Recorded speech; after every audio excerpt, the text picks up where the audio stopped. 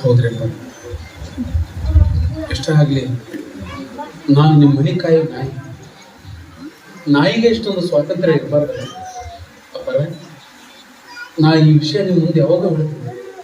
ಯಾಕೆ ಹೇಳಲಿಲ್ಲ ಅಂದ್ರೆ, ಪ್ರಾಣ ಸ್ನೇಹಿತರಾದ ಗುರುರಾಜಪ್ಪನ ಮಾತ್ರ ನೀವು ನಂಬಲಿಲ್ಲ.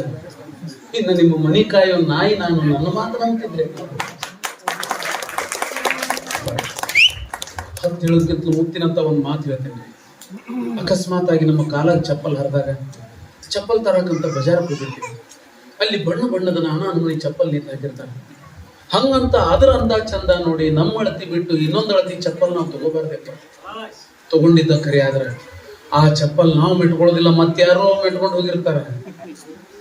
ನಿಮ್ ಮುಂದೆ ಹೇಳಕ್ ಧೈರ್ಯ ಸಾಲಾರ್ದಕ್ಕ ನಾನು ಗುರುರಾಜಪ್ಪನವ್ರ ಮುಂದೆ ಈ ವಿಷಯ ಹೇಳಿದೆ.